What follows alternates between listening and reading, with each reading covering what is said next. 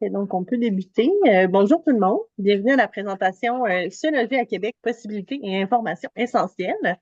Donc, je me présente. Je m'appelle Marie-Alexandre Lepage-Lemieux. Je suis la coordonnatrice de l'accueil et l'intégration des personnes étudiantes de l'International au bureau de la vie étudiante de l'Université Laval.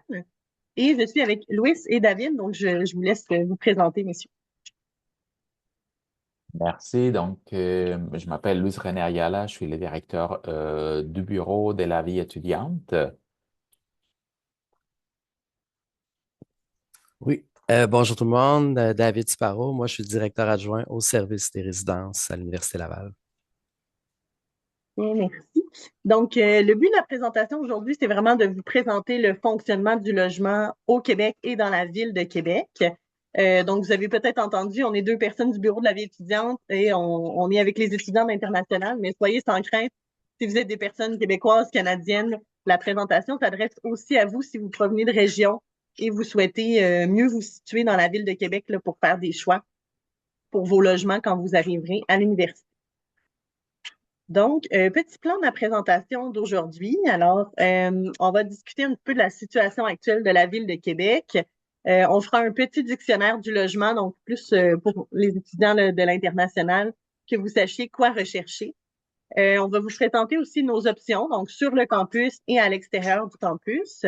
On va vous présenter le fonctionnement de la location dans la ville, les essentiels à ne pas oublier, puis une brève présentation là, des services du bureau de la vie étudiante et des résidents. Donc, la situation actuelle de la ville de Québec, si vous êtes au Québec ou au Canada depuis quelques années déjà, juste vous prévenir justement qu'on est dans une crise du logement actuellement. Ça veut pas dire qu'il n'y a pas de logement, mais ça veut plutôt dire que les logements sont de moins en moins abordables. Donc, on souhaite vous prévenir pour que vous preniez d'avance pour trouver un logement, que vous soyez en mesure de trouver un logement qui va être abordable en fonction de vos besoins surtout, et donc de consulter toutes les alternatives là, qui sont à votre disposition afin de prendre une bonne décision pour vous. Puis sachez aussi que les places en résidence sont assez limitées. Donc, si votre intérêt se tourne vers les résidences, il va falloir réserver rapidement. Aussi, petite mention sur la fraude. Il y a beaucoup et de plus en plus, en fait, de fraudes liées au logement. Donc, de faux logements, par exemple, ou de montants trop élevés pour des logements, ou de critères déraisonnables pour des logements. Donc, juste de faire très attention quand vous allez effectuer vos réservations. On va vous faire des petites notes à travers la présentation. Donc, ce sera de les prendre en note justement pour éviter la fraude. Donc, petit dictionnaire du logement. Euh, juste vous préciser que nous sommes dans la capitale nationale, donc c'est la région administrative de la ville de Québec. Donc, quand vous allez rechercher un logement, vous pouvez rechercher dans la capitale nationale, mais vous allez voir plus tard dans la présentation qu'on va vous préciser aussi des noms de quartiers, parce que la capitale nationale, c'est assez grand, donc vous pourriez vous retrouver assez loin du campus finalement. Donc, on va vous présenter un peu plus tard des quartiers spécifiques, mais sachez que quand vous recherchez par région administrative, notre ville de Québec est dans la capitale nationale. Pour une chambre, donc si vous voyez un logement où c'est mentionné que c'est une chambre qui est en location, c'est vraiment littéralement seulement la chambre qui sera à vous, donc qui vous sera réservée et qui sera privée, puis il y aura des aires communes habituellement. Donc, par exemple, la cuisine peut être partagée, la salle de bain aussi, les salles de lavage, le salon, etc. Donc, généralement, c'est beaucoup moins cher d'avoir une chambre, mais c'est juste à noter que des aires seront communes, soit avec les propriétaires d'une maison, par exemple, ou avec d'autres locataires. Par contre, c'est un type de logement dans lequel habituellement la majorité des choses sont fournies. Donc, dans ce logement-là, bien souvent, vous aurez un lit déjà fourni, mais en plus, étant donné que le reste est commun, ben, vous aurez les électroménagers fournis, la vaisselle, la coutellerie, etc., de fournis habituellement. Autre élément aussi, pour préciser, au Québec, on fonctionne par et demi. Donc, les logements sont 1,5, 2,5, 3,5. Donc, la demi, c'est la salle de bain. Alors, si vous cherchez 1,5, 2,5, ça va être généralement une seule pièce plus une salle de bain. Et quand vous arrivez à 3,5, c'est incluant une chambre. Donc, vous avez salon, cuisine et une chambre fermée. 4,5, ce sera deux chambres. 5,5, trois chambres et ainsi de suite. Donc, c'est à considérer lorsque vous rechercherez votre logement. Pour préciser aussi, qu'est-ce que veut dire meublé, semi-meublé, chauffé, éclairé? Donc, quand on va dire qu'un logement est meublé, en fait, c'est que les meubles vont être inclus. Donc, habituellement, les électroménagers vont être inclus au complet. Puis, souvent, vous allez avoir le sofa ou le divan d'inclus aussi, la table à manger, le lit. Donc, la majorité des meubles, en fait, vont être présents. Si c'est semi-meublé, on va parler plutôt de seulement les électroménagers qui vont être sur place. Donc, vous n'aurez pas à vous approvisionner en nouveaux électroménagers, mais vous aurez probablement à meubler le reste de votre appartement. Quand on parle de chauffer, éclairer, en fait, on parle ici de l'électricité. Donc, pour nous ici, tout ce qui est électricité est à part. Donc, si l'annonce dit que c'est chauffé et éclairé, c'est que les frais d'électricité sont payés par le propriétaire ou en fait sont inclus dans le frais de votre logement plutôt. Alors que si c'est pas indiqué chauffé ou éclairé ou les deux, ça veut dire que vous devrez vous procurer vous-même l'électricité en créant un compte chez Hydro-Québec et en payant de votre côté. Donc, c'est à noter aussi que les frais à calculer, là, si c'est indiqué chauffé éclairé, ben, les frais, vous les avez tous dans le prix de votre logement. Alors que si c'est pas indiqué, ben, vous avez à calculer ces frais-là supplémentaires. Quand on mentionne colocation, ben, en fait, c'est de considérer que vous allez vivre avec une ou plusieurs autres personnes. Donc, habituellement, ça va être dans un grand logement ou dans une maison, par exemple, où il va y avoir plusieurs chambres. Donc, les frais sont partagés. C'est ce qui peut être intéressant avec une colocation. Donc, vous aurez un frais, habituellement, ils vont diviser le montant du logement par le nombre de personnes qui vivent à l'intérieur. Et dans ce temps-là, vous allez aussi partager les frais d'Internet, les frais de chauffage, d'éclairage, etc. Donc, ça peut être une bonne façon de vous trouver un logement qui est moins cher, mais ceci dit, vous allez vivre en communauté. Donc, c'est aussi un élément à considérer. Quand vous voyez la mention sous-location, c'est que quelqu'un détenait déjà le bail, donc le contrat de location, et sous-loue. Donc, vous prenez le logement d'une personne, si on veut. Donc, c'est juste de valider que cette personne-là a bien l'accord du propriétaire pour effectuer une sous-location et de voir quels en sont les termes. Donc, des fois, la personne va laisser ses meubles. Donc, vous allez peut-être bénéficier de ces meubles, mais dès que le contrat de location de cette personne-là va être terminé, ce sera à voir si vous pouvez poursuivre ou non le contrat de location. Donc, c'est une situation qui peut être un petit peu plus précaire. Une précision sur le terme condo aussi, qui n'est pas utilisé partout. Un condo, on va dire en long, un condominium. Donc, en fait, pour nous, c'est un appartement dans lequel il y a des frais de copropriété, mais habituellement, quand vous louez un condo, il n'y a pas de frais de copropriété, vous le payez dans le montant de votre logement. Donc, habituellement, un condo va être plus cher parce que tous les frais, là, justement, de copropriété vont être inclus dans le prix du logement. Donc, juste à valider habituellement les condos, c'est relativement plus cher. Puis ensuite, quand on parle des étages, donc à noter qu'ici, on utilise les mots rez-de-chaussée. Donc, pour le premier niveau, donc le niveau qui est sur le sol directement ou rez-de-jardin quand on est du côté jardin. Ça va être le niveau qui est sur le sol, donc ce sera pas l'étage 1 ou l'étage 0. On appelle ça rez-de-chaussée ici. Ensuite, on va monter par étage là, directement. Donc, si vous êtes à l'étage 1, habituellement, vous avez à monter un étage quand vous êtes dans votre logement ou pour vous rendre à votre logement. Et il existe aussi des demi-sous-sols ou des sous-sols. Donc, si vous êtes au sous-sol directement, c'est vraiment sous le sol, ça le dit. Vous aurez quand même des fenêtres, mais habituellement, ce sera quand même des petites fenêtres. Souvent, ça va être beaucoup moins cher parce que c'est moins lumineux, ça va être plus froid un peu comme environnement. Alors qu'un demi-sous-sol, les fenêtres vont être un petit peu plus hautes habituellement. Vous êtes quand même sous le sol, mais un peu moins. Et donc, c'est aussi moins cher, mais ça peut être intéressant parce que c'est un petit peu plus lumineux que juste sous-sol. Puis, vous allez voir souvent aussi les mentions non-fumeurs ou NF d'indiquer la majorité de nos logements et même des établissements là, dans la ville sont non-fumeurs. Donc, habituellement, vous ne pouvez pas fumer dans votre logement, ni même dans la majorité des établissements, par exemple, sur le campus, vous ne pouvez pas fumer dans un pavillon. Donc, il faut même s'éloigner à 9 mètres du pavillon. Donc, c'est à noter là, si c'est indiqué non-fumeur, mais je vous dirais la très, très grande majorité des logements vont être indiqués non-fumeurs, cigarettes et cannabis, ceci dit. Donc, vous ne pourrez pas fumer à l'intérieur. Puis, dernière note, je vous ai parlé d'un bail qui est un contrat de location. Donc, c'est un contrat qui est légal, qui vous lie avec le propriétaire en tant que locataire. Et c'est toujours très, très, très fortement conseillé d'en signer un. Si jamais vous tombez sur un propriétaire qui ne souhaite pas signer de bail, c'est déjà un petit avertissement potentiel de fraude ici ou qui pourrait léser vos droits là, en tant que locataire. Donc, à faire attention qu'il y a habituellement toujours un bail à signer.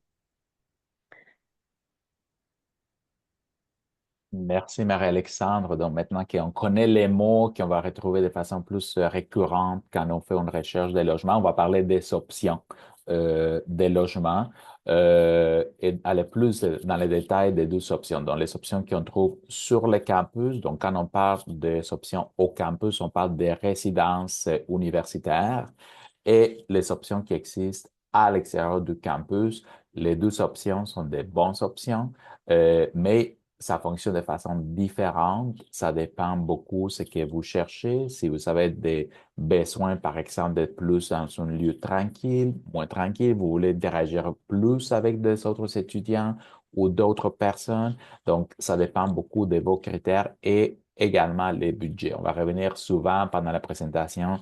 Regardez votre budget. Il faut faire attention à votre budget. Donc, de garder un équilibre entre vos besoins et les ressources que vous avez pour répondre aux besoins.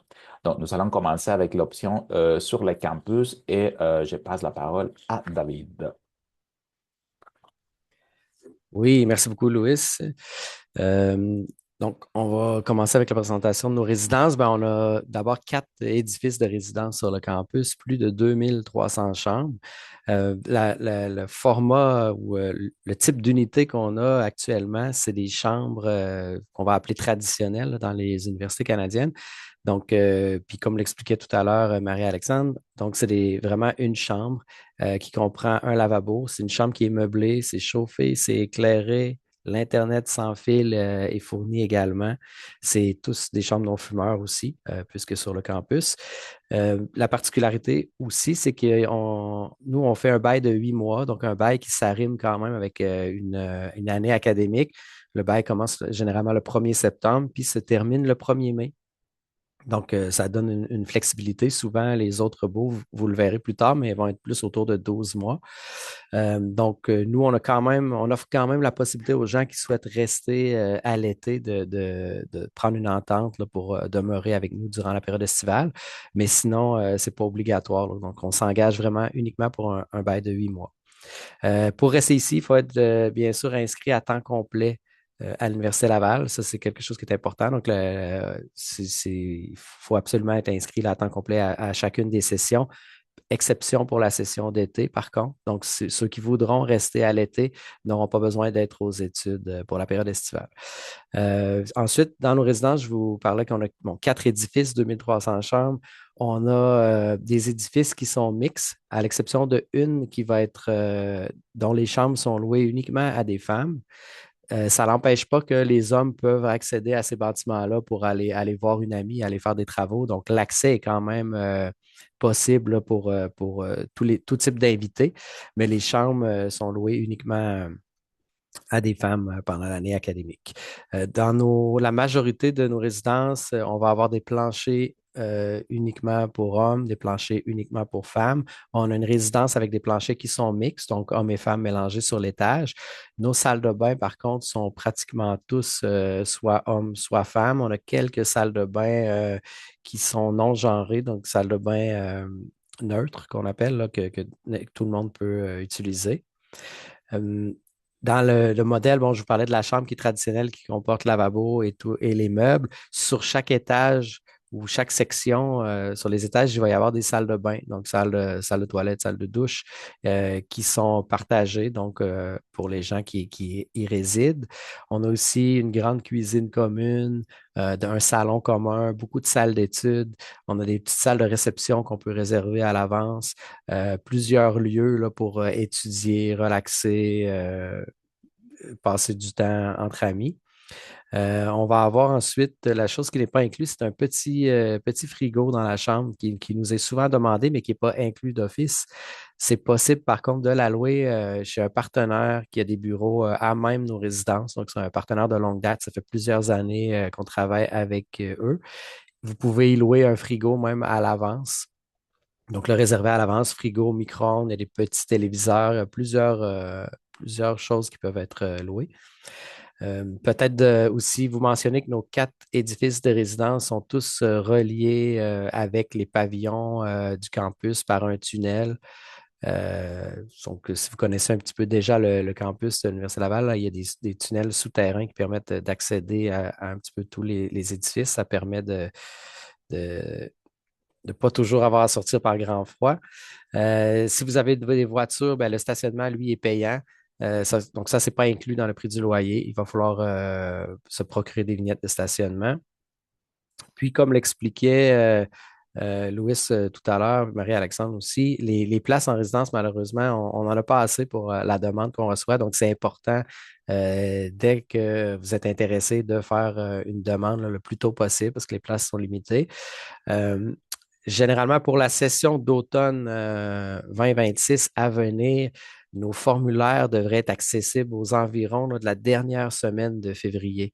On attend encore des petits détails là, pour pouvoir comme fixer officiellement le nouveau prix du loyer. Mais je peux vous dire qu'actuellement, là, le prix du loyer est de 427 par mois pour la chambre traditionnelle. Ça l'inclut tout, sauf le stationnement. Et puis, donc, c'est sûr qu'il va y avoir une légère augmentation. On ne connaît pas encore le montant exact, mais on peut s'attendre autour de 4 3-4 là, d'augmentation. Donc, si vous êtes intéressé vers la fin février, ça va être de visiter notre site web pour pouvoir entamer une demande. Puis, généralement, on parlait de fraude tout à l'heure. Ça va être, il n'y a pas d'autre façon de réserver une chambre au service des résidences de l'Université Laval. C'est vraiment via notre site web, via un formulaire sécurisé en ligne. Donc, il y a pas d'autre façon. Si vous faites affaire avec des gens qui vous disent qu'ils peuvent réserver la chambre pour vous, ben c'est généralement pas vrai. Contactez-nous pour en savoir plus. Là, il pourrait y avoir des situations exceptionnelles, mais en cas de doute, contactez-nous au préalable. Euh, je vais bonifier aussi en parlant d'un peu ce qui nous distingue là, comparé à les autres options que vous allez voir plus tard. On est très content, nous, de pouvoir offrir depuis plusieurs années un milieu de vie là, où vraiment qui va être fait pour les étudiants, donc qui va avoir des endroits spécifiques pour étudier puis être tranquille pour se consacrer à ses études. Il y a d'autres endroits qui sont plus voués à des loisirs ou à la vie sociale. On a entre autres un service d'animation puis d'activité qui offre, je pense que c'est plus de 200 activités par année, là. Donc, ça peut être des soirées cinéma, ça peut être des sorties organisées à l'extérieur où les gens peuvent s'inscrire. Il y a plusieurs de ces activités-là qui sont offertes gratuitement, quelques-unes qu'il faut s'inscrire puis qui a un coût d'inscription. Mais donc, il y a vraiment de l'animation là, qui vient avec. On a aussi un service d'assistance 24/7 qui est offert par des étudiants qui sont résidents chez nous, qui vont assurer une garde pendant les soirs, les nuits et les fins de semaine. Donc, si jamais il y a une problématique, nos résidents peuvent appeler. Il y a un résident étudiant employé qui leur répond puis qui va pouvoir intervenir pour les assister. Ça peut être des problèmes techniques, un bris dans la chambre, ça peut être du bruit dans le voisinage, ça peut être quelqu'un qui se sent pas bien, qui veut en discuter avec quelqu'un, les études vont pas bien, ils ont besoin de parler, solitude, difficulté d'adaptation, toutes ces choses-là, ben, on a un service d'assistance pour ça, puis qui va savoir aussi vous guider par la suite vers les meilleures ressources. J'ai parlé d'Internet, donc il y a un réseau sans fil sur tout le campus qui est accessible gratuitement quand vous êtes étudiant. Ben, c'est la même chose dans les résidences aussi. C'est un réseau qui a été renouvelé depuis l'année passée, qui commence à se renouveler partout sur le campus, donc qui est beaucoup plus performant. Nous, on est chanceux dans les résidences, on l'a eu parmi les premiers, donc on a un super réseau sans fil actuellement pour les étudiants. Parmi les aires communes aussi que je n'ai pas peut-être mentionné tout à l'heure, la salle de lavage. Donc, dans chaque édifice, on a une buanderie où les gens peuvent aller faire leur lavage. Ça fonctionne avec une application. Donc, évidemment, il faut payer, mais ça se fait à partir de l'application. Donc, on peut accéder 24/7 là, à tout moment. Même chose, des salles d'études en libre accès, cuisine partagée en libre accès aussi. Puis on a quelques espaces de rangement aussi pour les gens, par exemple, qui voudraient quitter pour la période estivale, mais revenir à l'automne. Donc, c'est possible pour nous d'entreposer certains effets. Comme ça, la chambre peut être libérée. Donc, vous n'avez pas à payer le loyer pour la période estivale. Vos choses restent ici. Puis, à votre retour, ben, vous pouvez aller les récupérer pour reprendre la chambre. Donc, je pense, j'ai fait le tour pour cette partie-là. Pour le processus de réservation, ben, c'est ça. Comme je vous en parlais, la seule bonne façon, c'est sur notre site web, en vous rendant là, sur la page principale, puis vous suivez l'onglet pour choisir les résidences, demande d'étudiants à temps complet, puis vous allez être redirigé vers une page qui va vous expliquer les étapes pour déposer la demande. En fait, initialement, ce que vous avez à faire, c'est juste de compléter un formulaire avec nous donner des informations là, quant à votre intention de louer une chambre. Par la suite, vous allez recevoir un petit courriel que vous allez devoir valider. C'est juste pour confirmer que l'adresse courriel utilisée est la bonne. Puis, il n'y a pas de dépôt à faire à ce moment-là. C'est vraiment vous tomber en attente. Et nous, à mesure que des places deviennent disponibles, ben, on va vous envoyer des offres de location. Quand vous recevez l'offre, là, vous avez un certain délai pour y répondre. C'est des questions supplémentaires là, sur votre séjour. Puis, à la fin, ben, c'est de faire un dépôt. Le dépôt qu'on demande, dans le fond, c'est le paiement du premier mois de loyer. Donc, si on prend pour exemple à l'automne 2026, là, si vous faites une demande, vous allez devoir, à la fin du processus, payer tout de suite votre loyer pour septembre 2026. Si vous devez annuler par la suite, il y a des frais d'annulation, donc ce n'est pas le dépôt dans son entièreté qui est remboursable, il y a une partie qui est remboursable seulement, puis c'est variable aussi dans le temps. Donc, plus vous annulez tard ou à la dernière minute, plus vous risquez de perdre une grosse partie de votre dépôt. Puis par la suite, ben, quand vous arrivez, là, le jour de votre arrivée, il y a votre accueil, puis c'est seulement quelques jours après votre arrivée qu'on va vous faire signer le bail en tant que tel là, aux résidences. Donc, je pense, Louis, que ça fait le tour pour les résidences. Probablement qu'on pourra prendre des questions plus tard, s'il y en a qui veulent des précisions. Mhm. Je te repasse la parole. Merci, David. Maintenant, on va passer à la partie de la section de la présentation où on parle des options à l'extérieur du campus. Donc, juste un rappel, euh, l'Université Laval se situe à la ville de Québec ou connue comme la capitale nationale, comme Marie-Alexandre a mentionné. On a des étudiants qui parfois pensent qu'on se trouve à la ville de Laval. Il existe une ville au Québec qui s'appelle Laval, mais nous, on est à Québec. Donc, juste faire attention quand vous faites vos recherches pour ne pas vous retrouver dans un logement qui se situe à Laval, parce que ça a déjà arrivé, ça peut apporter des enjeux importants. Également, le Québec, c'est grand, le Canada encore plus. Donc, si on a eu des étudiants qui vont nous dire, mais j'ai de la famille qui habite à Montréal, je pourrais rester chez ma famille et venir à l'Université Laval, c'est loin. On part d'environ 2 heures et demie en voiture. Donc, c'est sûr que ce n'est pas une option de faire aller-retour tous les jours. Ou parfois, on a des étudiants qui aussi vont dire, mais j'ai de la famille qui habite, par exemple, à Vancouver. Je pourrais les visiter la fin de semaine. C'est loin aussi, ça prend un billet d'avion et le transport en avion est cher. Donc, juste garder ça en tête qu'il faut trouver vraiment, chercher des logements à la ville de Québec ou à la ville de Lévis. Je vais aller plus en détail dans la prochaine diapo. Donc là, si on va se concentrer plus à la ville de Québec, on peut imaginer que rester pas loin de l'université est la meilleure option. Je vous dirais que il y a des avantages, mais rester plus loin, c'est aussi une très bonne option.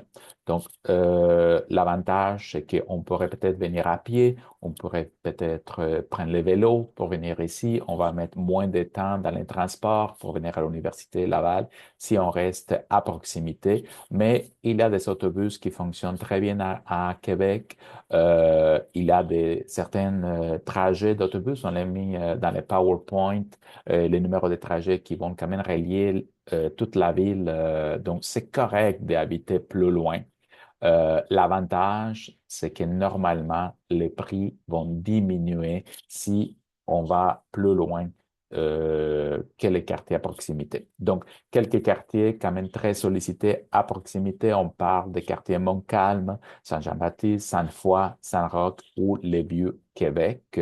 Les Vieux-Québec, on parle environ une vingtaine, trentaine de minutes en autobus, mais on peut aller plus loin et c'est aussi des bonnes options. Donc, aller à Beauport, Limoilou, ou bien il y a un fleuve à Québec. Donc, de l'autre côté du fleuve, on les voit à l'écran. Nous, on est ici, on traverse le fleuve et on se trouve dans le secteur de Lévis, Saint-Romuald et Charny. C'est sûr que c'est plus loin. Vous allez faire plus de temps en transport, mais c'est très faisable. Donc, juste allez considérer quand vous allez faire des recherches des logements.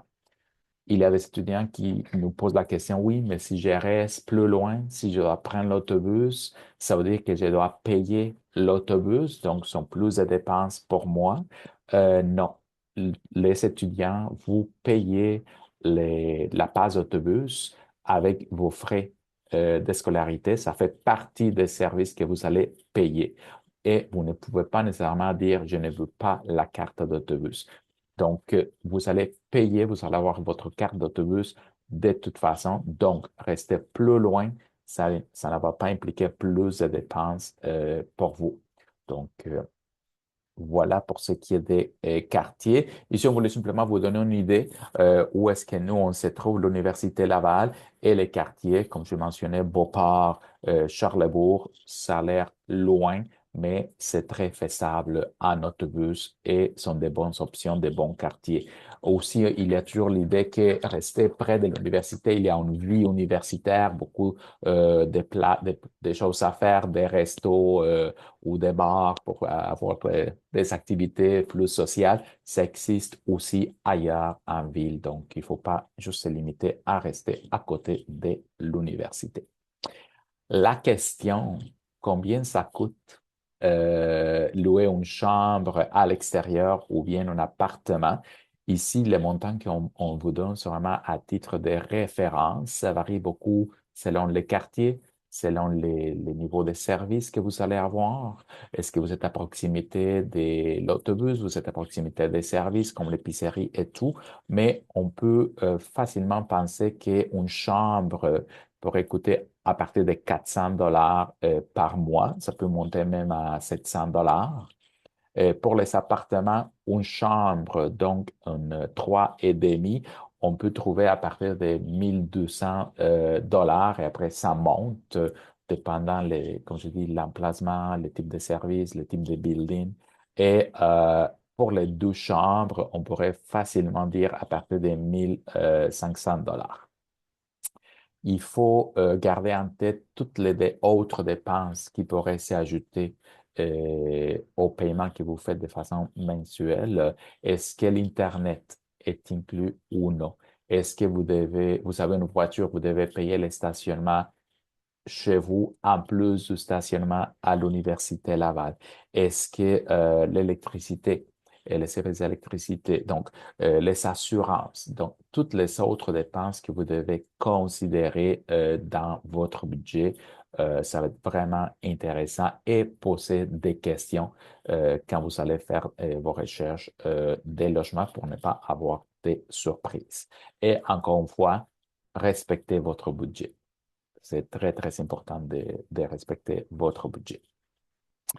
Quand on parle de trouver un logement à l'extérieur du campus, c'est sûr que l'idéal, ça serait de dire, j'arrive à Québec, je dis n'importe quoi, le 15 août et je rentre dès la première journée à mon logement pour les restants de la session, ce qu'on appelle, nous, un logement permanent.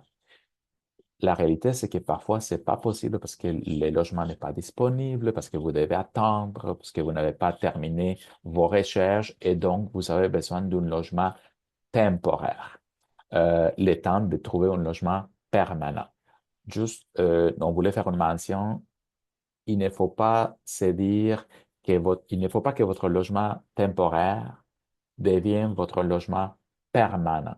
parce que souvent est plus cher. Louer une chambre d'hôtel, le temps de trouver un appartement pour le restant de votre session, ça peut monter très rapidement et aller chercher votre budget. Rester chez des amis. Tu peux rester chez nous le temps que tu te trouves une place, on a un divan et, au salon. Ça pourrait être correct pour quelques journées, mais vous ne pouvez pas faire votre session nécessairement chez des amis au salon. C'est pas un environnement adéquat pour les études. Donc, il faut juste vraiment faire attention de ne pas tomber dans cette situation où votre logement temporaire devient un logement permanent. Donc, on va aller plus dans les détails techniques de comment ça fonctionne vraiment la location et je passe la parole à Marie-Alexandre. Merci. Donc, pour le fonctionnement de la location, mais on tient d'abord à vous dire qu'on recommande très fortement de ne jamais envoyer d'argent à un particulier pour réserver un appartement tant que vous ne l'avez pas visité, hormis les résidences, parce que c'est institutionnel.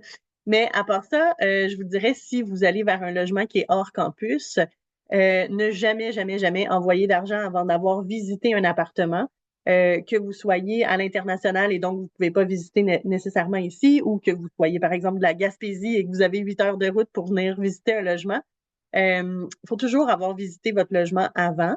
Il existe des visites virtuelles. C'est recommandé de plutôt le faire en personne ou physiquement, votre visite, pour vraiment pouvoir inspecter correctement le logement. Mais si c'est pas possible, vous pourriez opter pour une visite virtuelle en vous assurant vraiment de demander à la personne qui fait la visite d'ouvrir les portes, par exemple, d'armoires, de vous montrer l'entièreté du logement, l'intérieur des placards, des garde-robes, ce genre de choses-là pour vous assurer vraiment que le logement vous convient. Si vous signez un bail avant d'arriver, sachez vraiment, d'arriver dans la ville, là, sachez vraiment que c'est un engagement légal entre vous et le propriétaire. C'est-à-dire que vous vous engagez à payer pour le logement. Donc, encore une fois, on recommande de ne pas signer de bail ou de contrat de location avant d'avoir visité le logement. Parce qu'une fois engagé, c'est une obligation légale que vous avez de payer votre logement. Et donc, si le logement, finalement, convient pas à vos besoins, ressemble pas aux photos, par exemple, on peut voir ça assez souvent, ben, vous pourriez être dans l'obligation de trouver une autre personne qui pourra reprendre le bail, sans quoi c'est à vous de le payer. Donc, c'est vraiment à considérer là, avant de sélectionner un appartement. Puis, quand vous faites la visite d'un appartement, regardez s'il n'y a pas des bris, des éléments, par exemple, un trou dans un mur, une porte qui fonctionne pas bien. Regardez tout ça avant et avisez le propriétaire si jamais il y a des bris dans l'appartement pour pas que le propriétaire puisse dire que c'est vous qui les avez causés aussi. Aussi, attendez, si vous êtes des étudiants de l'international, d'avoir toutes vos autorisations légales d'études avant de signer un bail. Donc, je le répète, c'est un contrat légal qui vous engage à payer la location. Donc, si vous n'avez pas encore votre CAQ permis d'études, par exemple, pour venir au Canada étudier, si jamais c'était refusé, par exemple, vos documents, ben, vous vous trouvez dans l'obligation quand même de payer le bail que vous aurez signé. Donc, attendez d'avoir vos autorisations légales. Puis, note importante, là, la majorité des baux en ce moment, donc un bail des baux, juste pour préciser, un contrat de location, c'est fait par signature électronique la majorité du temps. Donc, soyez sans crainte, ça, c'est pas nécessairement un élément de fraude si on vous demande de payer en ligne et que vous recevez un courriel qui vous invite à payer votre bail, ben, à signer votre bail, pardon. La majorité se fait maintenant de façon électronique et non papier. Ça se peut qu'on vous demande une historique de crédit ou une enquête de crédit. Donc, si vous avez jamais eu d'appartement, vous avez jamais fait de dépenses au Québec ou au Canada spécifiques, jamais engendré de crédit, que vous soyez ici et que vous partez de chez vos parents, par exemple, ou que vous soyez étudiant international, ça se peut que vous n'ayez pas d'enquête de crédit potentielle parce que vous n'avez pas de crédit. Si vous êtes étudiant international, très certainement, vous n'avez pas de crédit au Canada. Si vous vivez chez vos parents et vous n'avez jamais fait d'achat spécifique, ça se peut que vous n'ayez pas non plus de crédit. Donc, dans cette situation-là, vous pouvez l'expliquer au propriétaire. Une majorité de propriétaires va être enclin à vous offrir d'autres options de prouver votre capacité de payer votre logement. Donc, ça peut être d'avoir, par exemple, un garant financier qui se porte garant du paiement.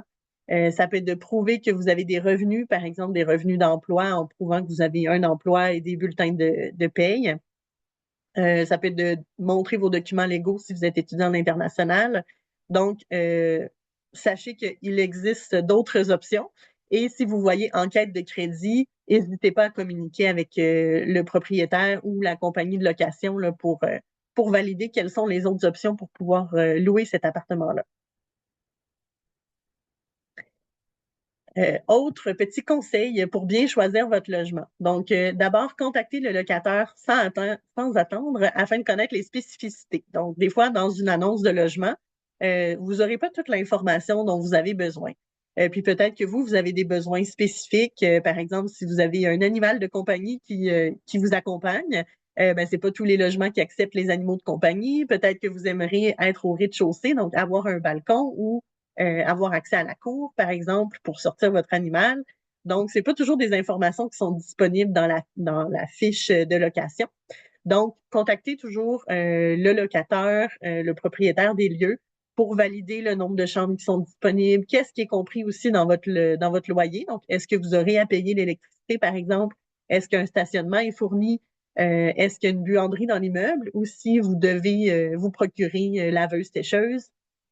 Donc, vous serez à quel étage si c'est important pour vous.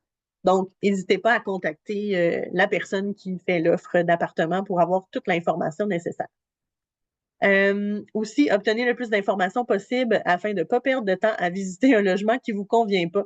Donc, si effectivement vous repérez un logement qui pourrait vous intéresser sur photo, mais qui finalement ne correspond pas aux critères, ne le visitez pas pour rien, là. Donc, vaut mieux poser les questions d'abord au propriétaire. Prendre un rendez-vous avec le propriétaire ou le concierge de l'immeuble pour aller visiter durant le jour, parce que la nuit, vous allez moins bien voir toutes les petites imperfections. Quand on allume toutes les lumières d'un appartement, on voit pas bien s'il y a de la luminosité dans l'appartement, notamment.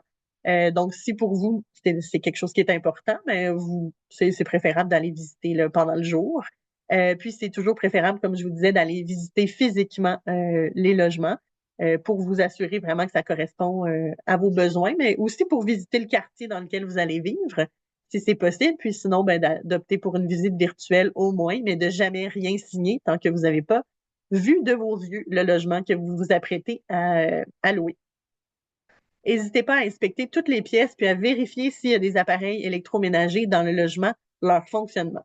Donc, soyez pas timide de penser que d'ouvrir toutes les portes, ce serait bizarre. C'est pas bizarre, il faut vraiment le faire. Assurez-vous aussi que tous les appareils électroménagers fonctionnent. Vous voudriez pas arriver avec votre nouvelle épicerie puis que le frigidaire fonctionne pas, par exemple. Donc, juste assurez-vous que tout fonctionne bien, l'éclairage fonctionne bien aussi, puis que tous les lieux là, sont en bon état. Et vérifiez aussi les aires communes si jamais il y en a. Si, par exemple, c'est dans l'appartement qu'il y a des aires communes, vérifiez-les. Mais s'il y en a d'autres à travers, par exemple, les condos, souvent, ça va être des buanderies communes ou des espaces de rangement qui sont communs, où il y a des fois des salles communes de billard, par exemple, de cinéma, de gym. Donc, allez visiter aussi les aires communes pour voir si elles vous conviennent, puis si elles conviennent à vos besoins. Et si vous avez effectivement, par exemple, des laveuses sécheuses en bon état ou assez d'espace de rangement pour vous si vous en avez besoin. Autre conseil, bien justement, s'il y a une enquête de crédit puis qu'on vous demande un garant, assurez-vous d'avoir les documents rapidement. Donc, par exemple, de trouver un garant rapidement qui pourrait se porter garant pour vous, justement, ou d'avoir en main les documents là, qui pourraient vous être demandés par un propriétaire, par exemple, la preuve que vous avez un emploi, ou vos relevés de paie ou vos documents légaux, donc les avoir rapidement parce que des fois, les logements qui sont abordables partent vite, là, sont très populaires. Donc, si vous avez déjà tous les documents en main, bien, ça vous assure d'aller plus vite dans le processus. Assurez-vous aussi qu'un contrat de location soit mis en place, donc qu'il y ait un bail, effectivement. On vous conseille jamais de prendre un logement pour lequel il n'y a pas de bail à signer. Habituellement, il y a toujours un bail à signer. Une personne qui est de confiance va vous faire signer un bail. Donc, c'est vraiment plus... ça vous assure davantage une qualité de logement, bien que ça soit pas 100% sûr tout le temps. Donc, c'est pourquoi on vous invite à visiter. Mais ça vous assure, en fait, d'entrer dans un processus légal, là, si jamais il y avait quoi que ce soit avec l'appartement, d'être plus protégé aussi de votre côté. Au Québec, les services d'électricité sont fournis par Hydro-Québec. Donc, si vous voyez que votre logement n'est pas chauffé ou éclairé ou les deux, vous aurez à avoir un compte chez Hydro-Québec. Ça se fait relativement simplement. Là. Vous pouvez communiquer avec Hydro-Québec ou via leur application ou leur site web. Mais c'est de considérer qu'il y a des coûts à ça. Donc, juste d'aller valider un peu combien ça pourrait ajouter au coût de votre logement, d'activer les frais d'Hydro-Québec. Il y a de moins en moins de gaz naturel utilisé ici, là, mais ça se peut aussi que vous puissiez avoir des frais de gaz naturel. Habituellement, c'est le propriétaire qui va prendre en charge, puis vous allez le payer dans les frais du logement. Mais habituellement, c'est vraiment l'hydroélectricité qui est utilisée ici. Note importante ici, l'eau courante est gratuite aussi, donc ça passe par l'aqueduc municipal habituellement. Puis elle est potable et elle est gratuite. Donc, c'est pas un frais que vous avez à considérer et vous n'avez pas nécessairement à acheter de bouteilles d'eau pour avoir de l'eau potable. Là. Votre robinet vous donne de l'eau potable. Donc, à considérer aussi que vous n'avez pas ce frais-là si chez vous, c'était un frais. Comme je vous ai répété à plusieurs reprises, mais je vous le répète encore une fois parce que c'est l'élément le plus important, visitez le logement avant de vous engager financièrement ou dans la signature d'un bail. Puis aussi, assurez-vous d'être à bonne proximité des transports en commun. Si vous n'êtes pas à distance de marche du campus, par exemple, vous allez vouloir être assez près d'un arrêt d'autobus qui va vous mener au campus parce que ce sera probablement votre principale destination. Donc, d'avoir un arrêt d'autobus où vous avez des autobus qui passent fréquemment, donc les express qu'on vous a présentés tantôt, 800, 801, 804, 807, c'est des express. Donc, si vous êtes près de ces arrêts d'autobus-là, vous allez vous rendre un peu partout dans la ville beaucoup plus facilement et souvent à moindre coût. Une petite mention sur le contrat de location. Là. Donc, les baux ou le bail expirent généralement au 30 juin de chaque année ici. Donc, si vous prévoyez arriver pour cet automne, sachez que la majorité des logements seront disponibles sur toutes les plateformes de location là, autour du mois de mars-avril.